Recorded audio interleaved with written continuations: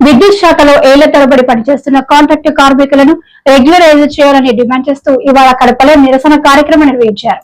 ఇక్కడ విద్యుత్ కార్యాలయం ఎదుట ఆ శాఖ కార్మిక జేఏసీ రాష్ట్ర అధ్యక్షుడు రామలింగారెడ్డి ఆధ్వర్యంలో ఆందోళన జరిగింది. చలో విజయవాడ కార్యక్రమాన్ని జయప్రదం చేయండి. విద్యుత్ శాఖలో ఏళ్ల తరబడి పనిచేస్తున్న కాంట్రాక్ట్ కార్మికులను రెగ్యులరైజ్ చేయాలని డిమాండ్ చేస్తూ ఇవాళ కడపలో నిరసన కార్యక్రమం నిర్వహించారు. ఇక్కడి విద్యుత్ కార్యాలయం ఎదుట ఆ శాఖ కార్మిక జేఏసీ రాష్ట్ర అధ్యక్షుడు రామలింగారెడ్డి ఆధ్వర్యంలో ఆందోళన జరిగింది. ఈ సందర్భంగా ఆయన మీడియాతో మాట్లాడారు. రాష్ట్రంలో అనేక మంది కాంట్రాక్ట్ కార్మికులు విద్యుత్ శాఖలో ఏళ్ల తరబడి పనిచేస్తున్నారని ఆవేదన వ్యక్తం చేశారు. ఇలాంటి వారు అనేకమైన కష్టనష్టాలు భరించడంతో పాటు ప్రాణాలకు తెగించి పనిచేస్తున్నారన్నారు. కాంట్రాక్ట్ ఉద్యోగులకు పెన్షన్ సౌకర్యం కల్పించాలని డిమాండ్ చేశారు. అలాగే 20,000 రూపాయల జీతంతో వారి జీవితాలు ఎలా గడుస్తాయని ఆయన ప్రశ్నించారు. పిల్లల చదువుల కోసం లక్షలు, ఏదైనా రోగం వస్తే వేల రూపాయలు ఖర్చవుతున్న నేపథ్యంలో నిత్యావసరాలు విపరీతంగా ధరలు పెరిగిపోయాయన్నారు. ఇలాంటి సంక్లిష్టమైన పరిస్థితులు ఎదుర్కోవాలంటే కాంట్రాక్ట్ కార్మికులను రెగ్యులర్ చేయాలని ప్రభుత్వాన్ని కోరారు. ఇలాంటి అనేకమైన సమస్యల పరిష్కారం కోసం ఈ నెల 13న చలో విజయవాడ కార్యక్రమాన్ని చేపట్టినట్టు వెల్లడించారు. ఈ కార్యక్రమంలో power JAC vice chairman Ramalinga Reddy, Brahmananda Reddy, విద్యుత్ కాంట్రాక్ట్ కార్మికులు తదితరులు పాల్గొన్నారు. AITUC AP electricity staff and workers union ఈరోజు జేఏసీ ఆధ్వర్యంలో రాష్ట్ర వ్యాప్తంగా పిలుపు మేరకు 13వ తేదీన చలో విజయవాడ కార్యక్రమం నిర్వహిస్తున్నాము. ఏంటి ఈ కార్యక్రమం అన్నట్లయితే విద్యుత్ డిపార్ట్మెంట్లో అనేక రకాల సమస్యలతో ఈరోజు కొట్టుమిట్టాడుతున్నాము. ఈరోజు అనేక మంది ఉద్యోగులు యాక్సిడెంట్లు జరిగి అనేక రకాలుగా ఇబ్బందులు పడుతున్నారు. ప్రజలకు ఉద్యోగులకు ఇవ్వవలసినటువంటి పింఛన్ కూడా ఈరోజు లేకుండా ఉండడం వల్ల చాలా సమస్యలు ఎదురవుతాయి. అదేవిధంగా చలో విజయవాడ ప్రధానంగా ఉద్దేశం ఏంటంటే ఈరోజు తక్కువ మంది ఉద్యోగులతో ఎక్కువ పని చేయడం జరుగుతూ ఉంది. నామ్స్ పేరుతో ఉన్నటువంటి ఉద్యోగులను కూడా ఇబ్బంది పడే పరిస్థితి. ఈరోజు కాంట్రాక్ట్ వర్కర్స్ ఉన్నారు. కాంట్రాక్ట్ వర్కర్స్ ఈరోజు అనేక 30 సంవత్సరాలు డిపార్ట్మెంట్లో పనిచేసి ఈరోజు రిటైర్ అయితే వాళ్ళకు దండ వేసే పరిస్థితి కూడా లేదు. ఈరోజు ఒట్టి చేతులతో బయటికి వెళ్ళేటువంటి పరిస్థితి ఏర్పడుతూ ఉంది.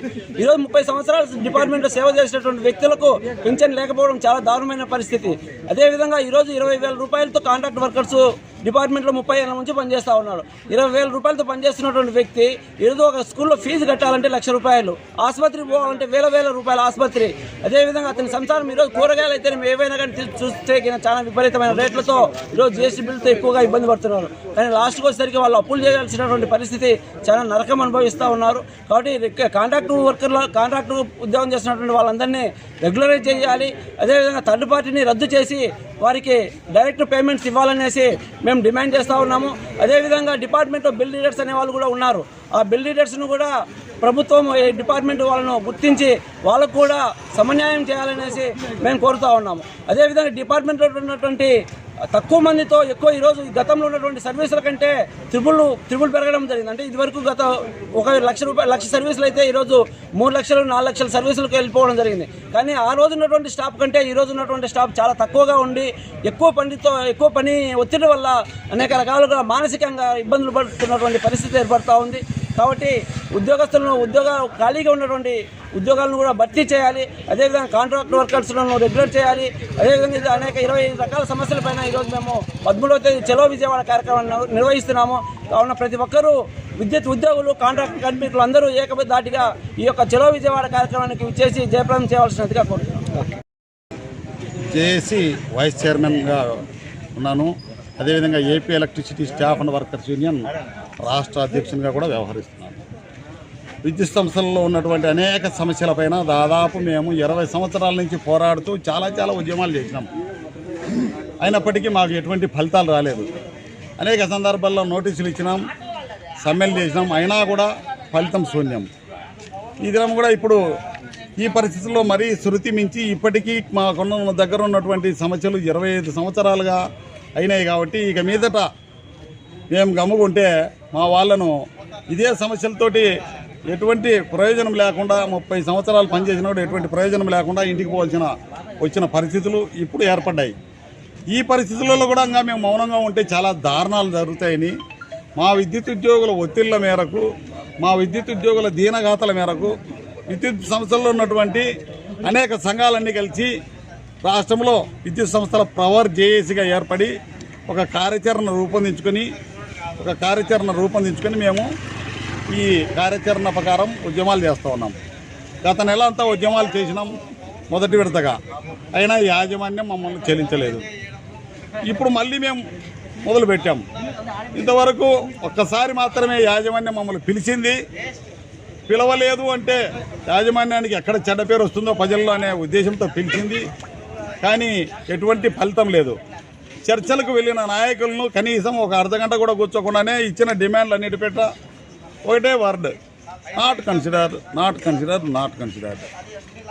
విద్యుత్ సంస్థల్లో అనేక రకాలుగా అనేక సంవత్సరాలుగా సమస్యలు ఉన్నాయి. ఇంత అవలీలగా ఇంత సింపుల్గా వైట్ పేపర్ మీద 5 నిమిషాల్లో మీరు ప్రతి సమస్యకు పరిష్కారం చూపినట్టు ఎటువంటి సమస్యలు లేనట్టు చేయడం, యాజమాన్యం చాలా మొండిగా వ్యవహరించడమే.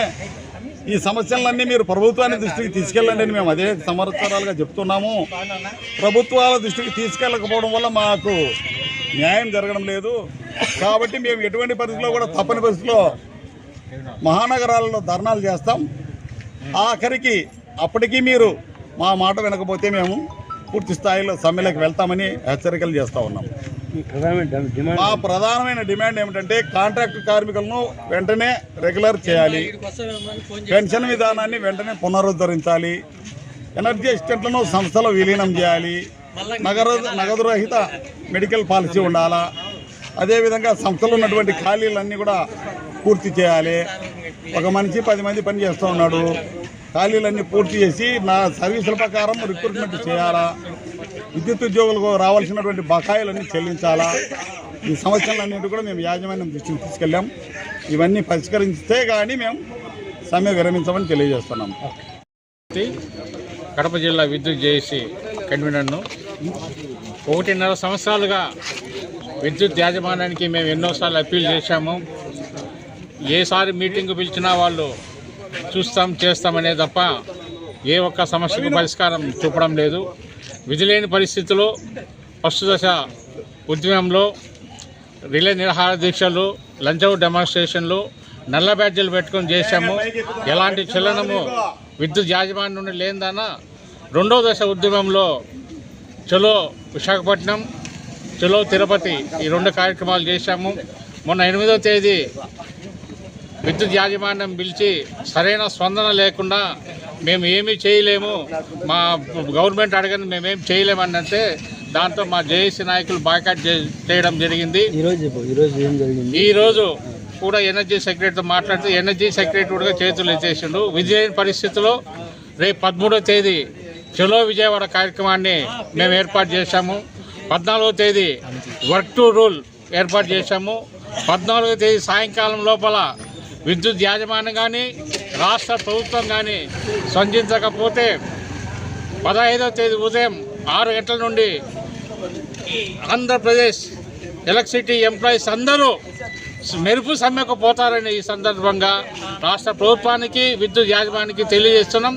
దానికి జరిగే బాధ్యత అంతా విద్యుత్ యాజమాన్యమే బాధ్యత వహించవలసిందిగా నేను కోరడం.